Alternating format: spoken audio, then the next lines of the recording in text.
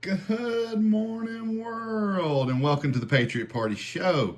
I'm Matt, your host, and I'm so happy to be starting off the weekend with all y'all guys and gals at the Patriot Party, where truth meets every corner of the news. We bring you unbiased news that spans general news, political news, world news, financial news, tech news, and more. We cover celebrity news, gossip, sports, movies and TV shows, making sure you stay up to date with all the latest entertainment. Join our America First movement where we put truth and the Constitution above all and provide unique insights and immersive content all in one place. We have a new Patriot Party store where you can purchase our custom graphic design merchandise. Please check us out and support our cause. It's in the description. Also follow us on all our social media platforms to stay engaged. You can find links by clicking on the description of this podcast, and don't hesitate to share your thoughts or topic suggestions. Thank you for supporting the Patriot Party as we unravel mainstream media BS and offer you a fresh perspective that's not affiliated with any political parties. So we have no agendas. Thank you so much for your support. Without y'all, we wouldn't be here. And now to the show. Hope everybody's had a good week. It's been a lot of news going on, so we're going to dive right in. We haven't heard much about this guy lately, but a story has come out about him. A federal judge in Maryland temporarily blocked the Trump administration from attempting to report Kilmar Abrigo Garcia, the man it had mistakenly sent to a mega prison in El Salvador and then returned to the U.S. and charged with human smuggling. The U.S. government is absolutely forbidden, and this is in quotation marks, at this junction to remove Mr. Abrigo Garcia from the continental United States. U.S. Judge Paula Zinnes said on Monday. She said she would hear additional arguments from lawyers in the coming days.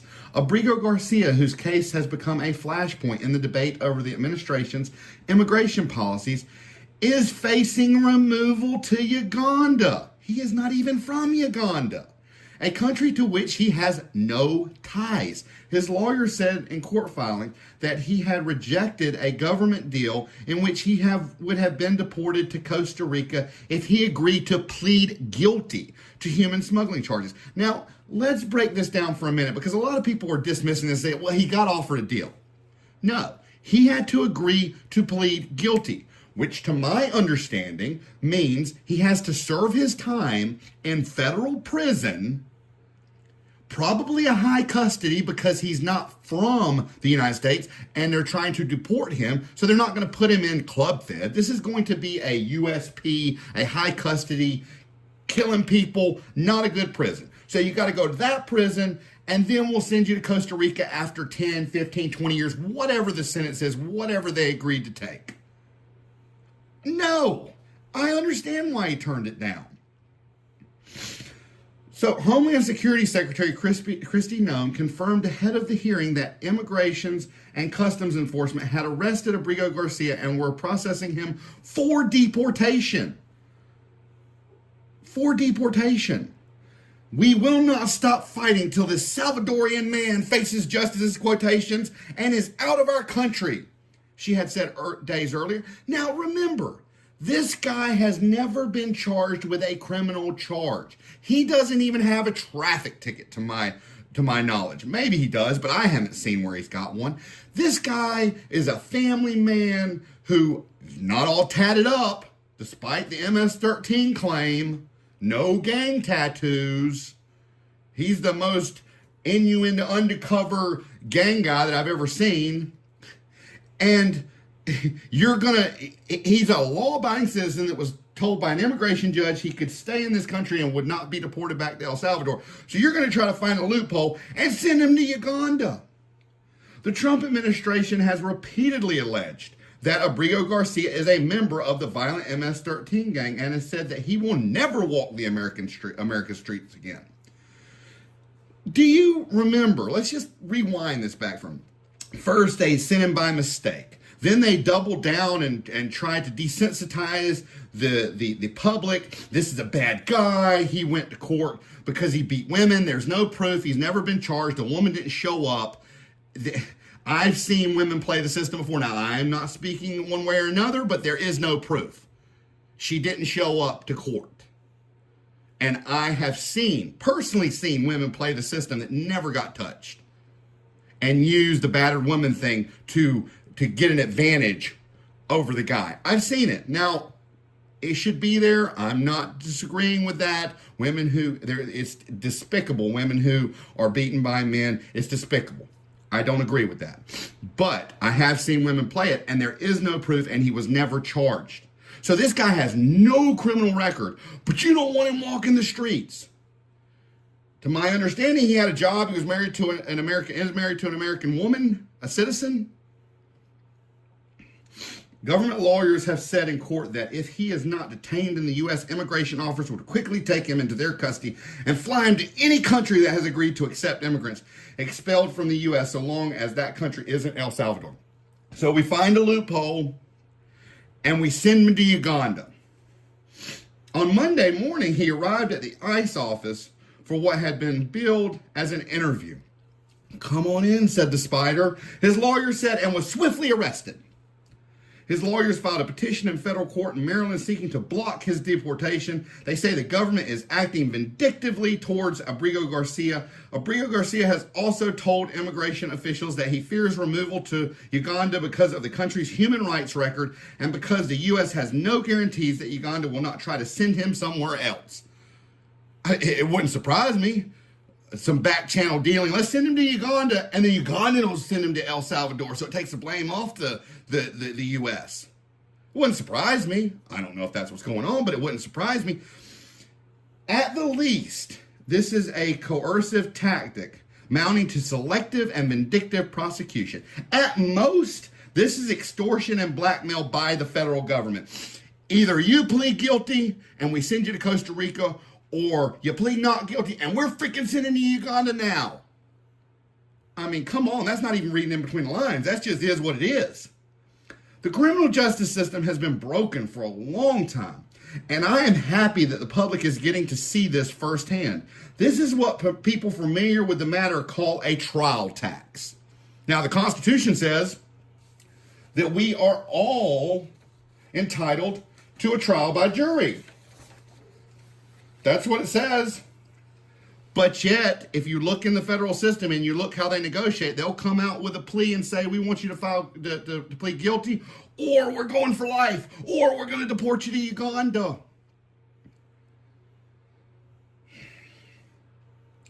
This is problematic, the whole trial tax thing, because it undermines the Sixth Amendment for a fair trial.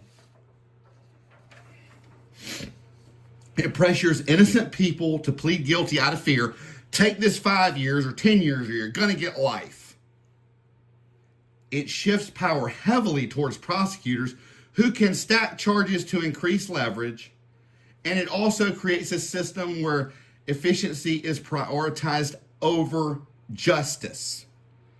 Trump, I would have expected more of you after your dealings with the legal system.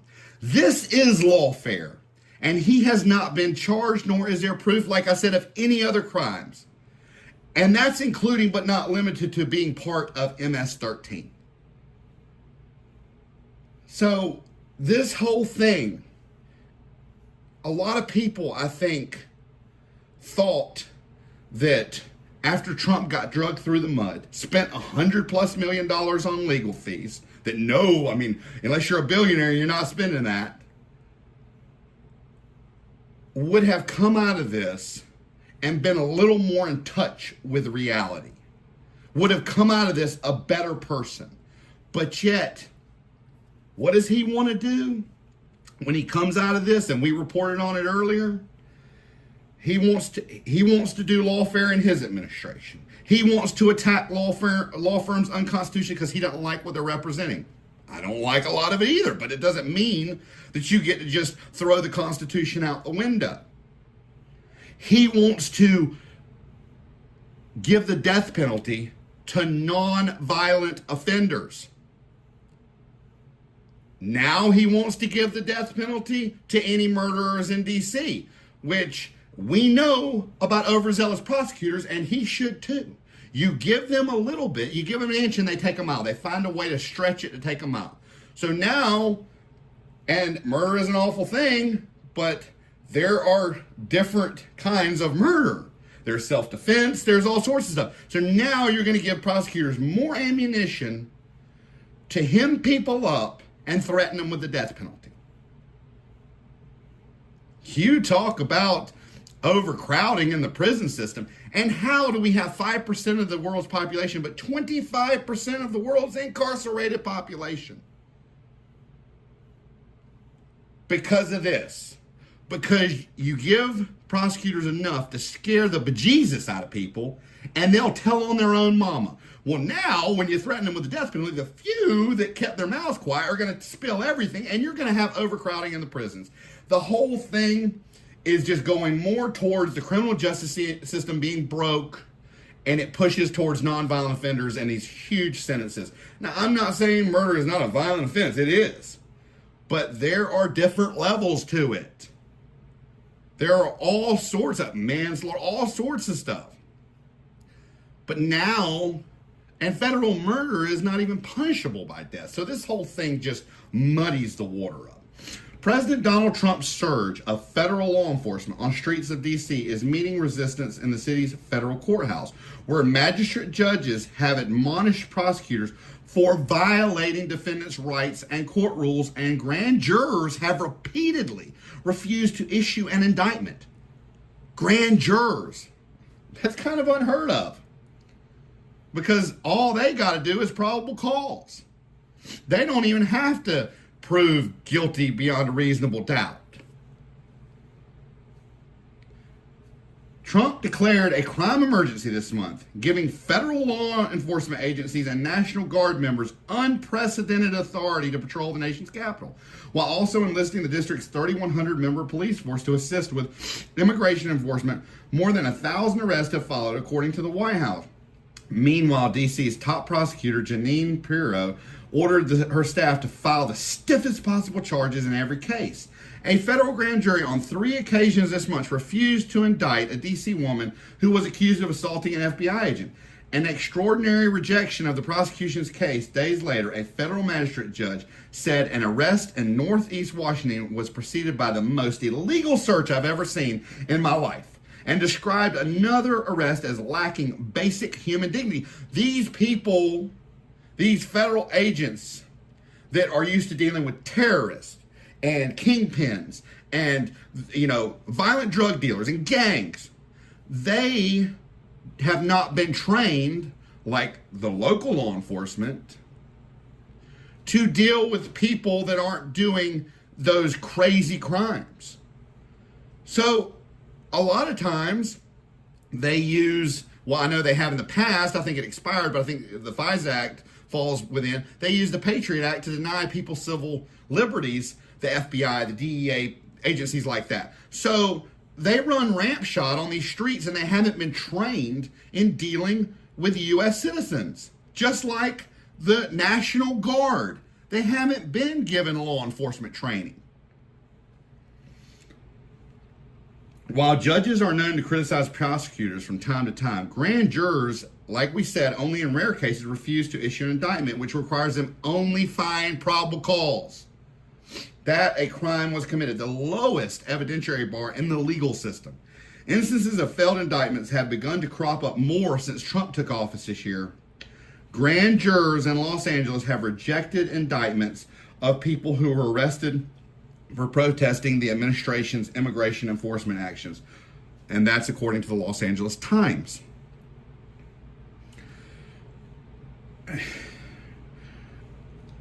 We continue to stumble. And I say we as the people, America, this administration, because that's who our leader is right now, continue to stumble over our own feet because we're not using proper laws, proper acts. We're finding loopholes that stretch, bend, rip up the Constitution. And we have got to stop. Trump is letting 600,000 Chinese college students into the U.S. after calling them a national security threat for espionage and intellectual property theft. He said they have made us a lot of money with tariffs. Really? This isn't the first time that he seemed to put a price tag on national security. I don't know if y'all remember the episode several weeks ago where he's put, or these two microchip companies, NVIDIA and I can't remember the other one, who agreed to pay a tariff on all, to save money on importation, to pay a tariff to all chips sold to China, which in negotiating in national security kind of jeopardized that a little bit, but it was for profit. So it almost seems like this administration will bend or maybe even break for money. For nearly a century, low-value packages of goods from abroad have entered the United States duty-free, thanks to what's known as the de minimis rule, which as of 2015 has applied to packages worth less than $800. The loophole has reshaped the way countless Americans shop, enabling many small businesses globally to sell goods to U.S. consumers with relative ease and allowing, in particular, ultra-low-cost Chinese e-commerce sites like Shein, Temu, and AliExpress to sell everything from clothing to furniture to electronics directly to American shoppers, escaping many duties in place for packages exceeding the $800 threshold. But those days are over. As of 1 minute past midnight Eastern Time on Friday morning, all imported goods, regardless of their value, are now subject to between 10% and 50% tariffs depending on their country of origin. In some cases, they have a flat fee from $80 to $200, but only for the next 6 months. Now, this is creating a headache for some of the delivery services. Ahead of the expiration of the de minimis rule, a slew of delivery services across Europe, as well as Japan, Australia, Taiwan, and Mexico, suspended deliveries to the United States, citing logistical compliance challenges. Now, Trump will brag. Look at all the money that I'm bringing in. Guys and gals, where is that money coming from if you are paying to receive packages? And here's a slap in the face for you. If you have family that either lives in another country or is traveling abroad and sends you a gift, you have to pay to get your own gift. You have to pay, in essence, pay for your gift, an additional fee to get it in your hands. So, no, we are not making a bunch of money on the tariffs. Small businesses, some are bigger businesses, and the American public is paying an additional tax. So you make our deficit go up with this huge spending bill, then you, to save people on taxes, which it's very misleading. We've talked about that before, about how a lot of the selling points, no tips, no taxes on tips, overtime, all that, expires in 2028, but the wealthy tax breaks don't. We incur all this debt as a nation, trillions, to save money in taxes, but then you null and void that out by charging us all this additional money, even to get presents, birthday, Christmas, whatever. I just don't agree with this at all. I don't agree with the tariffs. And we got a ruling that I believe will be upheld in the Supreme Court. We got a ruling on tariffs. The ruling applies to a series of April executive orders that impose 10% baseline tariffs on virtually every country and higher reciprocal tariffs on dozens of trading partners. It also applies to a separate set of tariffs on goods from Canada, Mexico, and China to permit those three countries to crack down on fentanyl trafficking and unauthorized immigration. The court's ruling would not take effect until October to give the Trump administration a chance to ask the Supreme Court to take up the case. Trump lashed out against the 7-4 ruling in a Truth Social post on Friday, calling the appeals court highly partisan and noting that the tariffs are still in effect. If allowed to stand, he says, this decision will literally destroy, no, this is what Pam Bondi said, will literally destroy the United States of America. Excuse me, that's what he wrote. Now we're going to go on to Pam Bondi. But let's break that down for a minute. So if a decision in court says that you don't have the authority to do what you're doing, which is costing American citizens, it's going to destroy the United States of America. He loves to put out this overly dramatic blanket statements that ignite his base and get them all riled up. Yeah, it'll destroy the U.S. No.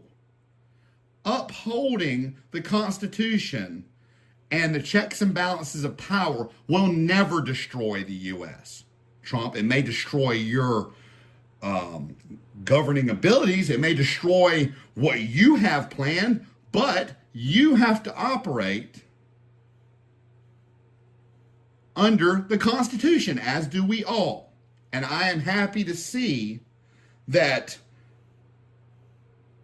the appellate court is taking a stand, and we'll see if the Supreme Court takes it up. Let's go further into this article. Attorney General Pam Bondi vowed to appeal the ruling, which she said undermines the United States on the world stage and is interfering with the president's vital and constitutionally central role in foreign policy. Friday's ruling came as part of a months-long legal challenge over the tariffs brought by Democratic states and small businesses. Mr. Trump has legally justified his sweeping import taxes by invoking the International Emergency Economic Powers Act of 1977, the IEEPA, which gives the president the power to regulate imports during national emergencies. The law does not explicitly mention tariffs. The appeals court said the provision of IEEPA that mentions regulating imports does not give the president the right to impose unlimited tariffs. It called the right to levy a core congressional power and noted that past presidents have typically used IEEPA to impose sanctions, not tariffs. It seems unlikely that Congress intended in enacting IEEPA to depart from its past practice and grant the president unlimited authority to impose tariffs, the court wrote late Friday afternoon. Their statute neither mentions tariff or any of its synonyms, nor has procedural safeguards that contain clear limits on the president's power to impose tariffs. And this speaks directly to what we're going to talk about just here in a minute in the show about these ambiguous acts, laws, statutes that the legislative branch has been putting out for a long time that really should be void by vagueness because they're so vague that they don't give any clear instructions on anything.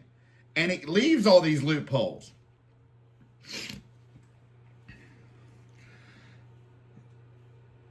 A lower court, the U.S. Court of International Trade, or USCIT, issued a similar ruling that found the tariffs illegal in May and ordered Mr. Trump's import duties to be frozen. That ruling was stayed by the appeals court until it could review the case. While the appellate court affirmed the USCIT's ruling, the merits of the tariffs, it said the lower court needs to take a second look at whether a universal injunction freezing the tariffs across the board is appropriate. It pointed to the Supreme Court's ruling in a birthright citizenship case earlier this year that limited the use of universal injunctions.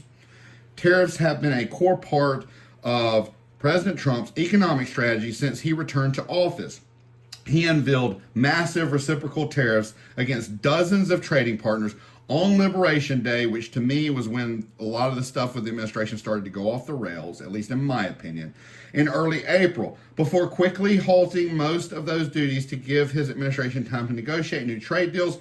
Earlier this month, he unveiled a new slate of tariffs against more than 60 countries, in some cases striking deals with certain trading partners that lowered their tariff rates, but still left them with higher duties before Liberation Day. And we have talked about that extensively when you heard me rant and rave about these tariffs, about how when you went back and looked what the tariffs were with most of our ally countries, they weren't high. They were pretty even. The only one was out of whack by like 5%. I think and I'm going off memory from months ago, but I'm pretty sure that before all this tariff stuff, the U.S. paid 3% on Chinese goods, and China charged like 8%. I think it was a 5% difference. But we talked about strategically what Trump should have done with the tariffs. And I've repeated this multiple times, but for y'all just tuning in, and I have fed this into multiple AIs, his tariff strategy versus what I thought was the proper tariff strategy for the U.S., and all of them, no matter who they were designed by, say that mine is much more sensible, much more practical, and much more efficient.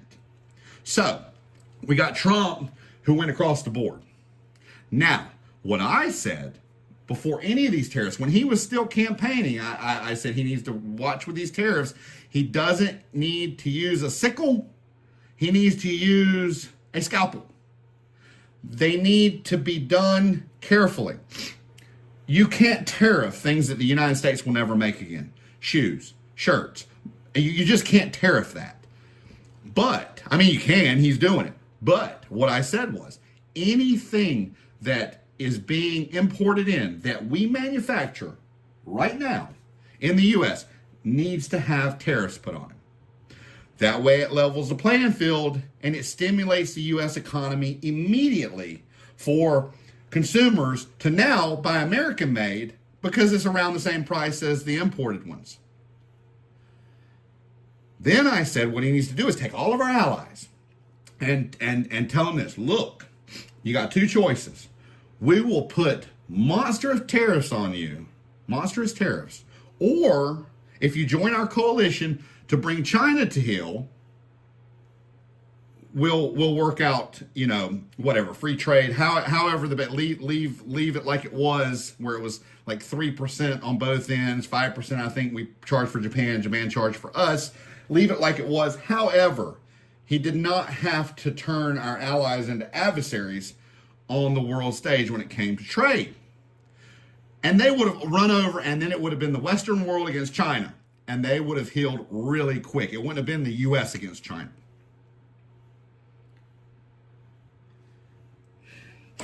That was what I said. I still think that, but he's got his own agenda. And that's why we say that we don't affiliate with any political parties, because it does not matter. It seems like everybody's got their own agenda. It's really never going to be America first, or in my mind, MAGA, if the movements are attached to a political party, because they will have an agenda. And it will not be the American people first. Trump declared the unilateral power to cancel billions of dollars in foreign aid by using a so-called pocket rescission, escalating the administration's assault on Congress's funding prerogatives. The White House Budget Office announced Friday morning that Trump has canceled $4.9 billion through the gambit that Congress top watchdog and many lawmakers argue is an illegal end run around their power of the purse. Now that's in quotations, because in the Constitution it says the legislative branch has power of the purse. The move to unilaterally nix money previously approved by Congress raises tensions on Capitol Hill as lawmakers face an October 1st deadline to avoid a government shutdown, pitting Republicans at the White House against GOP lawmakers and increasing pressure on Democrats to force a funding lapse unless Trump stands down.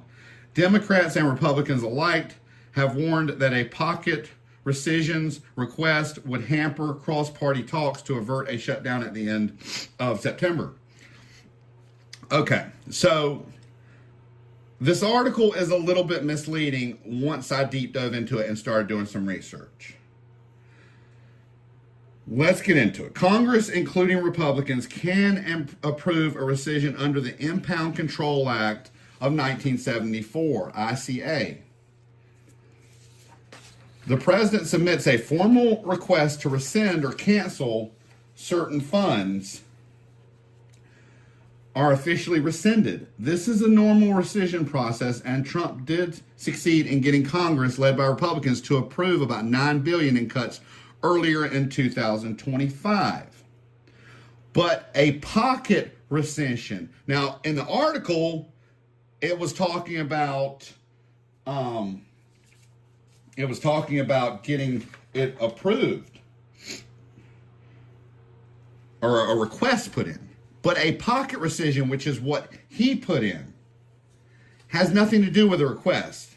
This maneuver where the president submits the rescission request so late in the fiscal year, like right before September 30th, that Congress doesn't have time to act. The funds then expire before Congress can vote, effectively canceling them without approval. That's what he did. That's what Trump did. There is no request. They misspoke because a pocket rescission is different. Even some Republicans say it's unlawful and a violation of the ICA Impound Control Act of 1974 and Constitution's Article 1, which gives Congress control over spending. So while Republicans could approve a rescission, they cannot approve a pocket rescission because by definition it bypasses their vote. That's what we need to understand. So the article was referring to a regular rescission, not a pocket one. That's what's raising the constitutional eyebrows.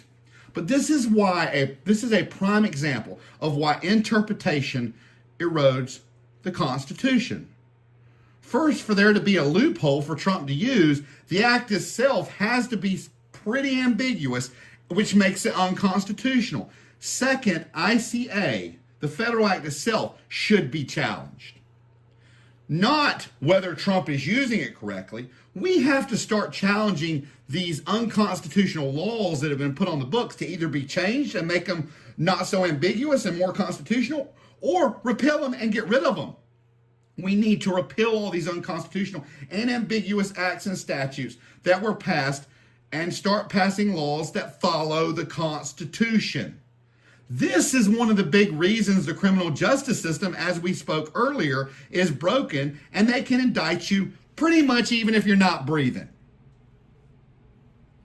So instead of questioning whether he's using that right or wrong, the whole act needs to be repealed, as does so many other things, as does the IEEPA, which we talked about earlier about the tariffs, where the courts are going back and forth and saying, well, they probably didn't intend to. If they don't tell us what they intended, then the act, in my mind, and I think a lot of people's minds, is unconstitutional because it is too vague. If the judges can't even break it down, something has to be. If they come out with a law, for it to be constitutional, you, me, I have a little bit more experience with the law and reading different case laws and stuff, but even me, or you, or any of you out there who don't understand the law, any law that's written is meant for the average citizen to be able to read it and know what it's talking about. If these judges don't even know and have to say, well, we don't think they intended you, guess what? That on its face, in itself, in my mind, makes the law unconstitutional. And we have to take a stand. That's why I say the Patriot Party movement is truth and constitution above all. We have to start holding the media and the politicians to a higher standard. We have to. That's the only way, in my mind, that we can get this country back. People are overcomplicating it. I constantly get, well, we don't know what you stand for. Truth and Constitution. All the amendments, they are part of the Constitution.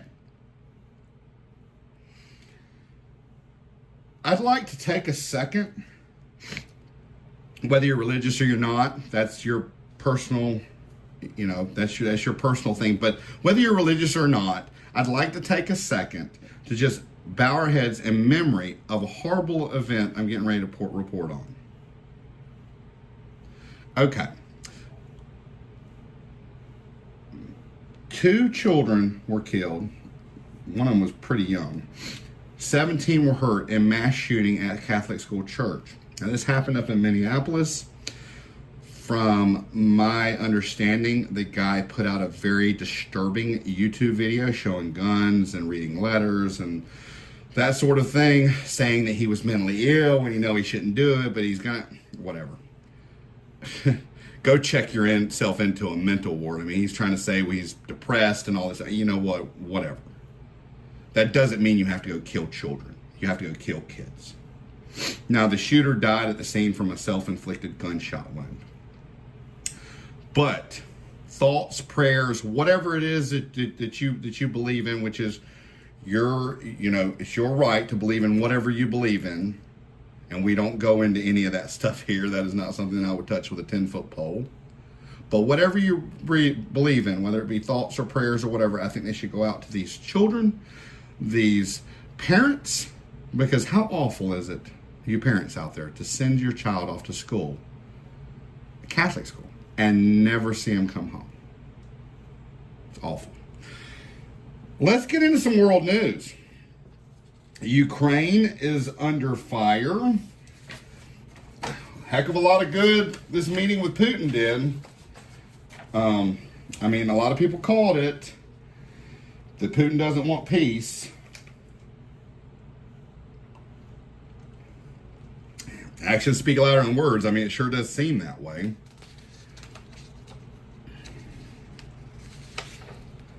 Russia launched one of the largest air assaults on Kyiv, which is the capital of Ukraine, killing at least 23 people, including children. NATO officials and European leaders are calling for tougher sanctions and renewed pressure to end the war. I mean, it's almost like cut off your nose to spite your face. These sanctions, Russia has learned to work around. As far as putting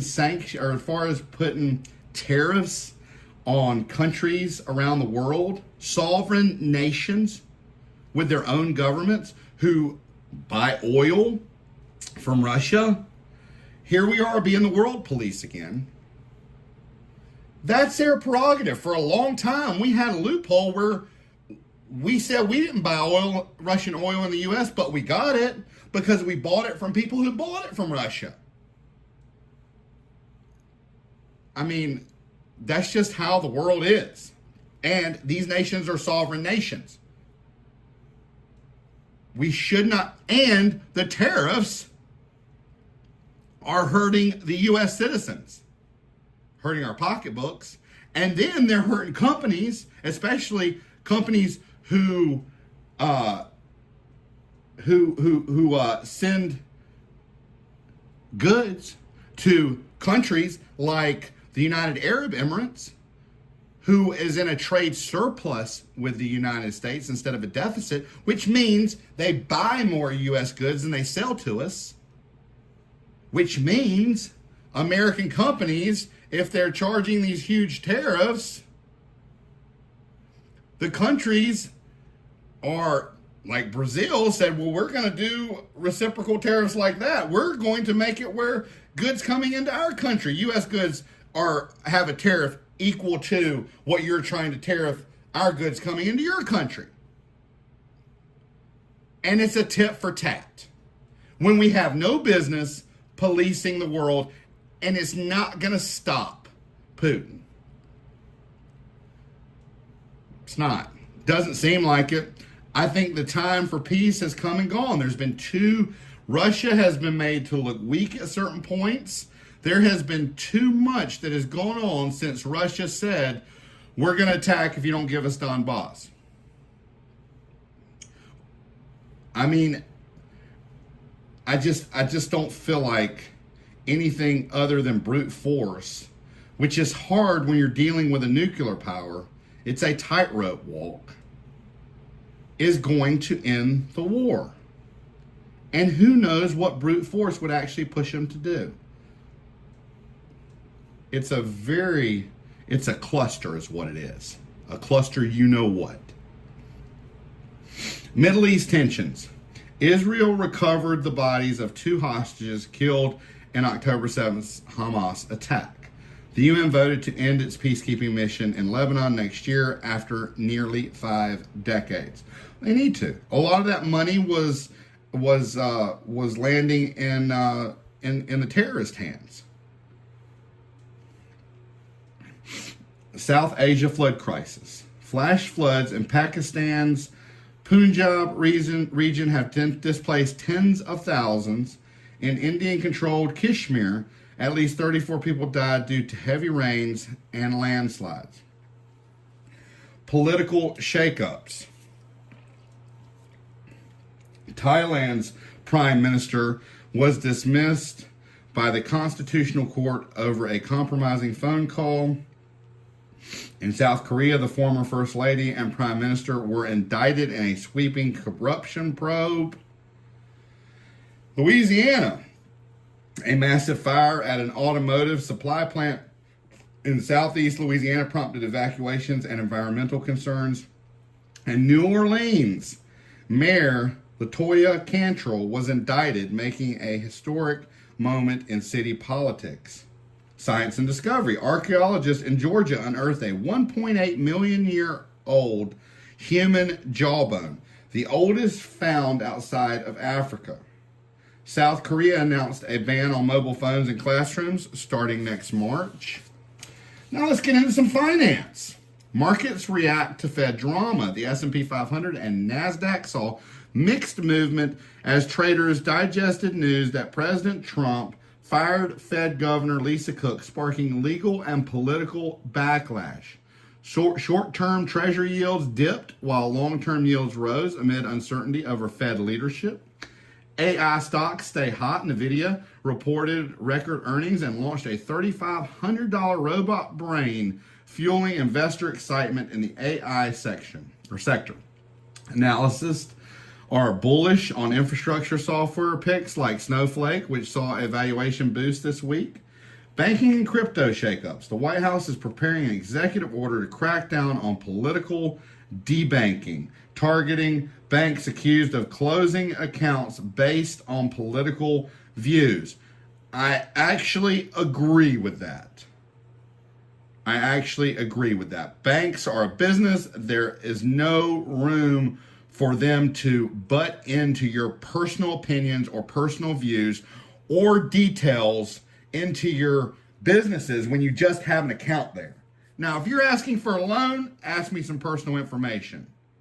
But if I just have an account there and you're making money off the money I put in your bank, that is a business transaction. Leave me alone. You have no right to anything personal other than what it takes to open the account. Securities lending revenues jumped 53% year over year, signaling strong investor appetite despite global volatility. Global M&A boom. Global mergers and acquisitions hit $2.6 trillion year to date. The busiest stretch since 2021. The U.S. led the charge with Asia Pacific deal making doubling. Here we go with Louisiana again. It's in finance and world news. A state audit revealed $6.5 billion in misclassified investments and $3.2 billion emitted from disclosures, prompting calls for stronger oversight in Baton Rouge. I'll tell you, there is some corrupt. I mean, you can't tell me that's not in some people's pockets. I mean, you got $3.2 billion that's been omitted. Wow. Tech news. AI gets quantum boost. Quantum unveiled the first ever quantum generated data for AI, making a major leap in combining quantum computing with machine learning. Google's new quantum chip, Willow, can solve problems in minutes that would take classical supercomputers longer than the age of the universe. DeepSeek shakes up the AI race. Chinese startup DeepSeek is making waves in the AI world, challenging U.S. dominance and causing NVIDIA stock to drop 17%. Silicon Valley is now debating whether efficiency might trump raw power in future AI development. NVIDIA powers up creators. NVIDIA launched its GeForce RXT 5090 and 5080 GPUs, built on the new Blackwell architecture tailored for AI-driven content creation and streaming. Cybersecurity gets a cloud upgrade. AWS signed AWS signed 2 new cybersecurity agreements with exclusive networks to bolster protection for cloud-based workloads in Europe. Google's Pixel Care. Google introduced Pixel Care Plus, offering free battery and screen repairs for Pixel users, replacing its older protection plan. Starlink goes cellular. Japan's KDDI beat T-Mobile to launch cellular Starlink, allowing tweets via satellite in remote areas. AI chatbots swap secrets. OpenAI and Anthropic exchanged models ChatGPT and Claude to test vulnerabilities. Both showed signs of hallucinations and sycophancy. All right, celebrity news and gossip. Taylor Swift and Travis Kelce's engagement buzz. Fans went wild after reports surfaced that people were hiding in bushes during Travis Kelce's surprise proposal to Taylor Swift. No official confirmation yet, but Swifties are in full detective mode. Ariana Grande's big return. After her success in Wicked, Ariana Grande announced her first tour in 7 years, set to kick off in June 2026. Her new album, Eternal Sunshine, is already climbing the charts. Anne Hathaway's viral fall. While filming The Devil's Wearing Prada 2, Anne Hathaway took a tumble and her reaction was pure class. Fans praised her for laughing it off and keeping the energy high on set. Tyler Batera opens up. Teen Mom star Tyler Batera revealed his autism diagnosis, saying it helped explain many childhood struggles. The news was met with overwhelming support from fans. Frankie Muniz, y'all know how I am with names. Anyway, he's a NASCAR driver. Fractured his wrist in a freak ladder accident. He's taking a short break from racing to recover. Regina King honored. Hollywood royalty gathered in NYC to celebrate Regina King at A Toast to Hollywood royalty event. Big Brother drama. Contestant Riley Jeffries defended his controversial behavior towards Catherine Woodman during season 27's Showmance. The internet remains divided. Let's get into some sports. Now, before we get into some events going on, we're going to take time to do a little news story that stuck out to me this week. Josh Naylor is one of the biggest, slowest players in Major League Baseball. And out of nowhere, he's become one of the game's most prolific base stealers. In the past month, Naylor's swept 11 bags, second most in the majors in that span. It's the same number as noted speedsters LED La Cruz, Jareen Duran, and Pete Crow Armstrong combined. Naylor has stolen third base 5 times this season. He's stolen against 3 Gold Glove winning catchers. He has a career-high 22 steals for the year, half of them since being traded to the Seattle Mariners in late July. And he's been caught only twice, once while trying to steal home. He hasn't been caught stealing since late April. I think it's about not being afraid to fail, Naylor said, not being afraid to take a chance. That's big for me. I try not to think about failure. Try not to think about it. What if I do this? I just like to play baseball and play hard. You know, I mean, for a big guy, I think this is cool. I think he is I think he's a person that even if you don't like sports, you can look to and say, you know, this guy, he's showing that it doesn't, you don't have to be all muscled up. You don't have to be really small. You can be a bigger person and you can still be very athletic and almost do kind of the impossible. So I think hats off to this guy. I thought it was a really cool story and I wanted to share it with you all. MLB showdowns. Dodgers versus Padres, a high-stakes NL West clash saw the Dodgers and Padres battling for division supremacy with only one game separating them going into the weekend. Yankees versus Red Sox. The iconic rivalry was reignited in New York, drawing massive crowds and intense energy.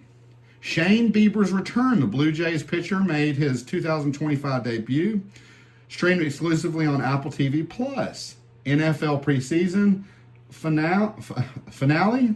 Eagles versus Jets and Vikings versus Titans wrapped up the preseason with final tune-ups before the regular season kicks off. Both games aired on NFL Plus and Paramount Plus. Micah Parsons trade in a blockbuster move. The Cowboys traded star linebacker Micah Parsons to the Packers, shaking up defense expectations across the league. NBA buzz. Jason Tatum's recovery. Celtics fans are watching closely as Tatum continues his comeback from an Achilles injury. His progress is trending across sports media.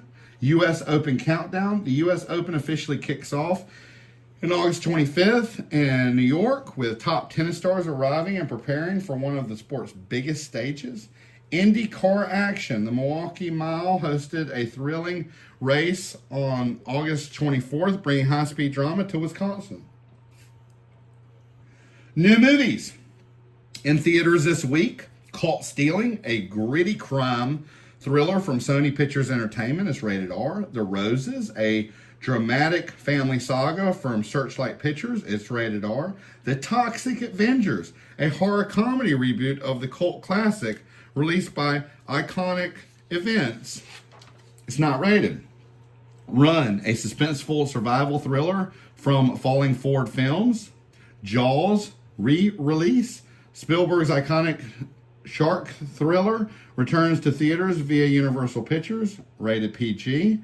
A Little Prayer, a Southern family drama from Music Box Films, rated R. Love, Brooklyn, an indie romance drama from Greenwich Entertainment. Motel Destino, a moody mystery drama from Strand Releasing. And Param Sundari, a musical drama with Bollywood flair, independently released. Streaming releases this week.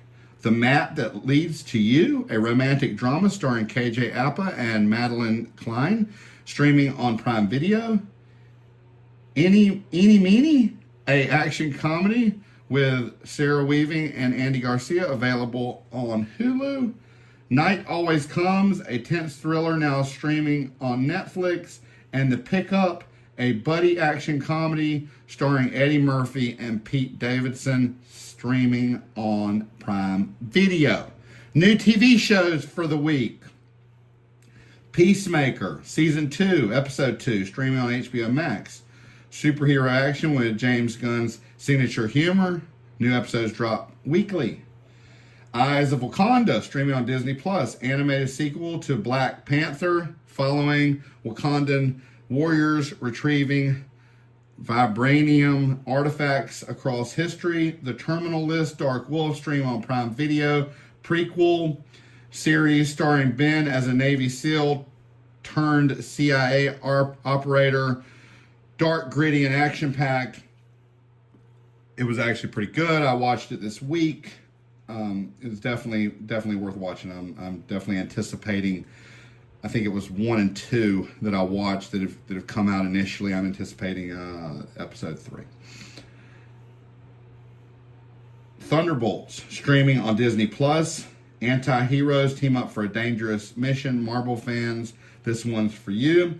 Katrina, Come Hell and High Water, streaming on PBS. Docuseries revisiting Hurricane Katrina's devastation and legacy. Shipwreck Hunters Australia, Season 2, streaming on Disney. Underwater archaeologists hunt for Long Lost Shipwrecks and Thrilling Dives, My Life with the Walter Boys, Season 2, streaming on Netflix.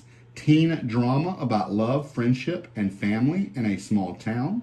The Thursday Murder Club, streaming on Netflix. Limited series about retirees solving cold cases until a real murder shakes things up.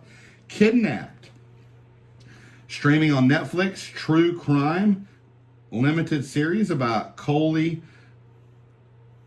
depending on how you pronounce that. Ailing's abduction and the media storm that followed.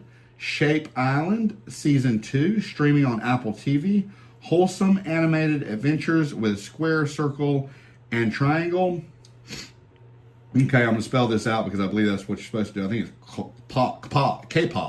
K-popped, but it's, yeah, I guess that's how you say it, K-popped. It's all caps, but it's streaming on Hulu. Reality series where Western artists collaborate with K-pop idols in performance battles. So I don't need to spell it. You know how to spell K-popped. It's all one word, though. Hell of a Summer, streaming on Prime Video. Slasher comedy set at a summer camp with a mass killer on the loose. Unknown Number, the high school catfish, streaming on Netflix. Teen thriller about a mysterious caller and a shocking twist. Fisk, Season 3, streaming on Netflix. Aussie legal comedy about a no-nonsense lawyer navigating quirky probate cases. And now we are to the pick of the week. This week's pick of the week is a horror movie. It is The Exorcist Believer, a 2023 supernatural horror film directed by David Gordon Green. This is the sixth installment in the Exorcist franchise and a direct sequel to the 1973 classic. The story follows Victor Fielding, a grieving father whose daughter and her best friend become possessed after a seance gone wrong. As evil spreads, Victor must confront his deepest fears, and the original Exorcist returns to help. Starring Leslie Odom Jr., Ellen Burstyn, Ann Dowd, Lydia Jewett, and Olivia O'Neill. It is rated R, and you can stream it on Peacock, available with Premium or Premium Plus plans, and Hulu, included with select bundles or add-ons. Thank you so much for joining the Patriot Party. And to all of y'all out there, stay safe and don't forget to catch our Saturday morning shows at 10 a.m. Central Standard Time, where truth meets every corner of the news.